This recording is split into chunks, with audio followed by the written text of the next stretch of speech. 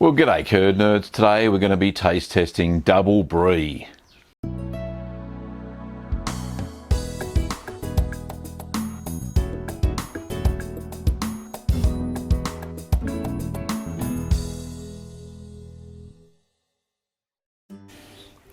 Well, as you can see here, I've got my, this is the big one, big Double Brie, and I've got two baby, well, I've got the Mama Brie, which I'll just put there, and we've got the baby Brie, and we'll see how we go. We're going to taste test each of them to see what the difference is in the sizes and how they've matured over time.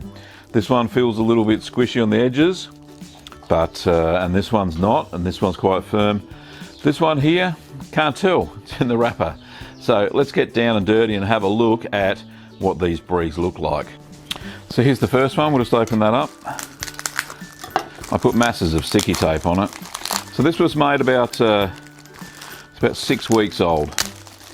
So now I was a bit worried about how it would look, but it seems the wrapping seems to have worked. Oh, look at that.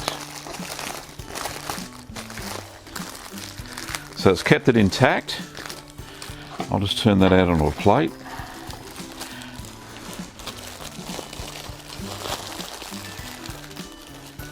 Magnificent. There we go. So you can see here, that's where the side came off earlier. But the good thing is it's healed itself during the ripening period. Now you can see the wrinkly bits. This is all from the Geotrichum Candidum that makes that crinkly pattern, which helps keep away any other bad bacteria.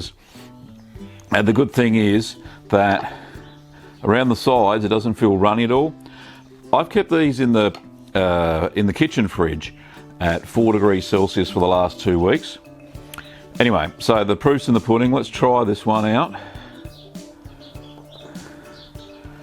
Hasn't gone all gooey or anything like that. Oh, magnificent. Whoa!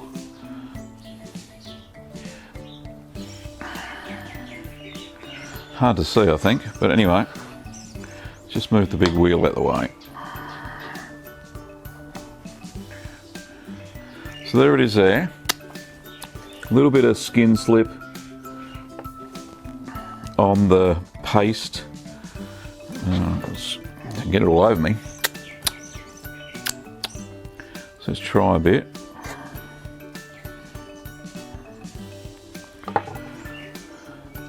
So,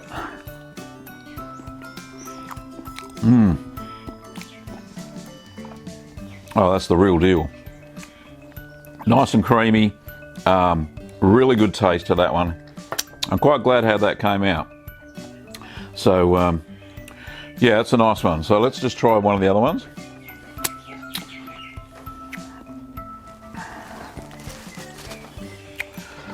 So we'll go the small one next. Now this one, because of the smaller volume of cheese, you would expect it to be a bit riper, but we'll see.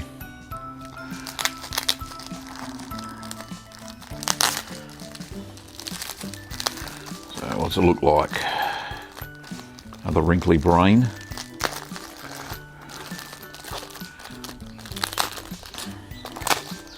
Oh, look at that. All right, not as a white bloom as I thought it would be, but as you can see, still crinkly, all intact. Just turn it out. There we go. So, very nice. It's soft at the edges, so this one's going to be very gooey, I think. So we'll see how that goes. Yeah, the paste is very creamy indeed.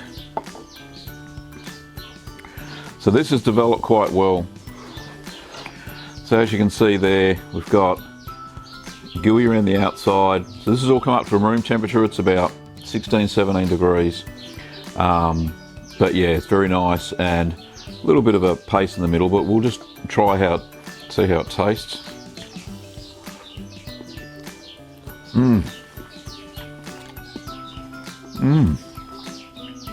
This one's a lot stronger than the first one. So as in a sharper flavour, so a little bit stronger there. Tastes good though, fantastic.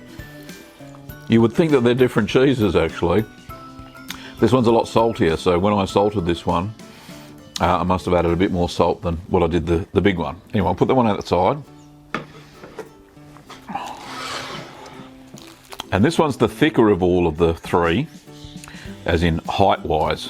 So let's try the middle-sized one, shall we?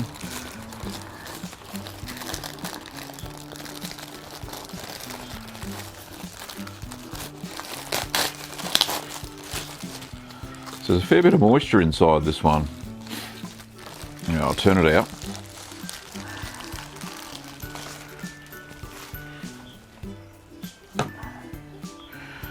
So around the edges feels a bit, well, squishy I suppose. If that's a technical cheese term, I don't know what isn't. Anyhow, we'll cut into it, see what it tastes like.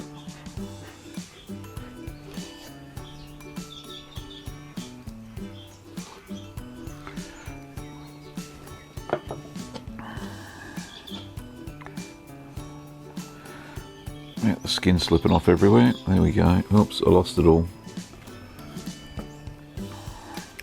There we go. So this one's very creamy as well. See there, there's quite runny around the outsides, but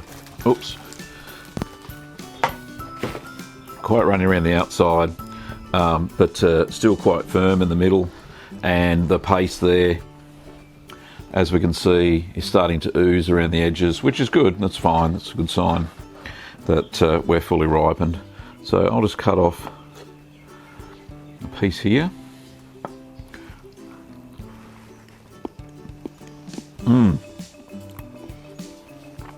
Once again, a whole different flavour profile, which is really good.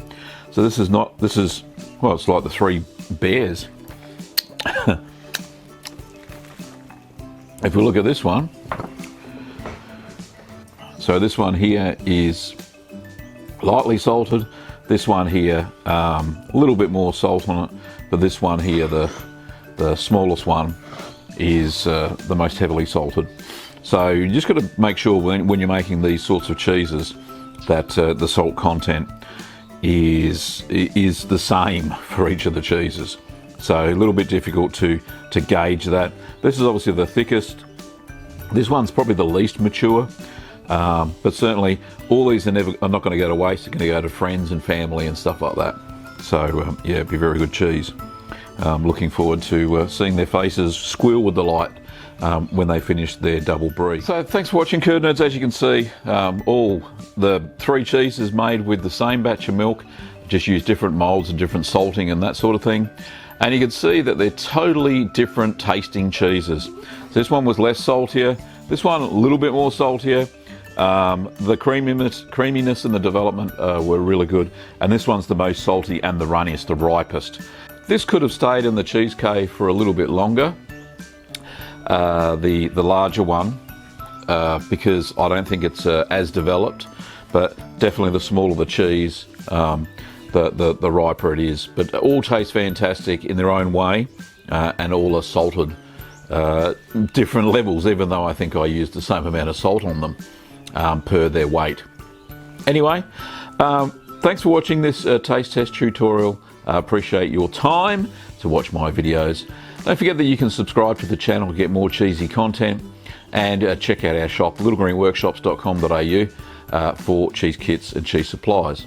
Thanks for watching, Curd Nerds, and we'll see you next time.